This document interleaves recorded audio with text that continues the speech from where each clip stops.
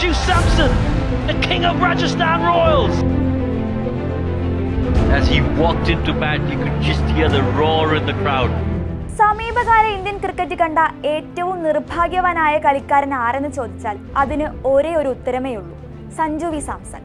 എത്ര നന്നായി കളിച്ചാലും ഇന്ത്യൻ ജേഴ്സിയിൽ സ്ഥിര സാന്നിധ്യമാവാൻ കഴിയാത്ത കളിക്കാരൻ.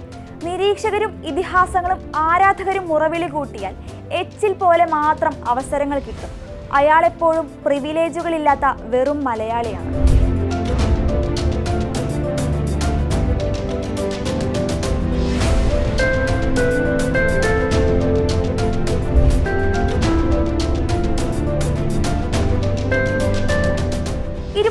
വർഷം ദില്ലി പോലീസ് ഫുട്ബോൾ ടീമിന്റെ മുന്നേറ്റക്കാരനായിരുന്നു സഞ്ജുവിന്റെ അച്ഛൻ വിശ്വനാഥൻ.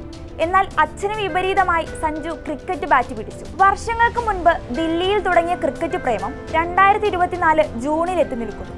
കരിയറിൽ ഇതുവരെ പരാതിയോ പരിഭവങ്ങളോ പറയുന്ന സഞ്ജുവിനെ നമ്മൾ ആരും കണ്ടിട്ടുണ്ടാവില്ല. കാരണം പരാതി പറയുന്ന സമയത്തും അയാൾ നെറ്റ്സിൽ ദീർഘനേരത്തെ പരിശീലനത്തിലാവും. ഇൻസ്റ്റയിൽ കുറിച്ചതുപോലെ അത് വിയർപ്പ് തുന്നിയിട്ട കുപ്പായം തന്നെയാണ്.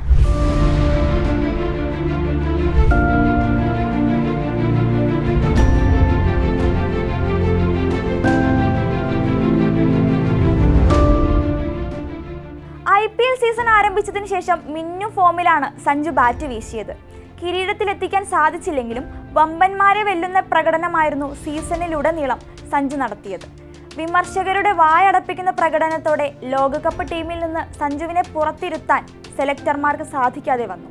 ടീമിലെടുത്തെങ്കിലും കാര്യമില്ലാതായി എന്നതാണ് മറ്റൊരു വസ്തുത. ചെറു ടീമുകൾ മാറ്റുരച്ച ഗ്രൂപ്പ് സ്റ്റേജിലായിരുന്നു സഞ്ജുവിന് അവസരങ്ങൾ ലഭിക്കുമെന്ന് പ്രതീക്ഷിക്കപ്പെട്ടത്. എന്നാൽ അതുണ്ടായില്ല. അമേരിക്കയിലെ പരിചിതമല്ലാത്ത ഡ്രോപ്പിംഗ് പിച്ചിൽ സന്നാഹ മത്സരത്തിൽ അവസരം നൽകിയതൊഴിച്ചാൽ സഞ്ജുവിന്റെ വിധി ബെഞ്ചിൽ തന്നെ.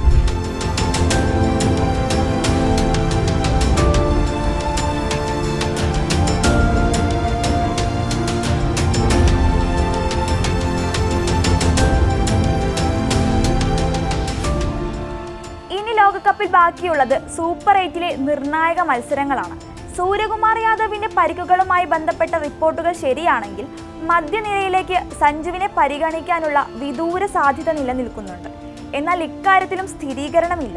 ഋഷഭ് പന്ത് നിരന്തരം പരാജയപ്പെട്ടപ്പോഴും പലതവണ അവസരം നൽകിയ BCCI സഞ്ജുവിനോട് ഈ കരുണ കാണിച്ചിട്ടില്ല. സമ്മർദ്ദങ്ങളുടെ മുൾമുനയിലുള്ള വിരലിലെണ്ണാവുന്ന മത്സരങ്ങൾ മാത്രമാണ് സഞ്ജുവിന് ലഭിച്ചത്. മുംബൈ ലോബിയും ദില്ലി ലോബിയും അരങ്ങുവാഴുന്ന ഇന്ത്യൻ ക്രിക്കറ്റിൽ ഒരു മലയാളി ഇനിയും കാത്തിരിക്കേണ്ടി വരുമെന്ന് തീർച്ച.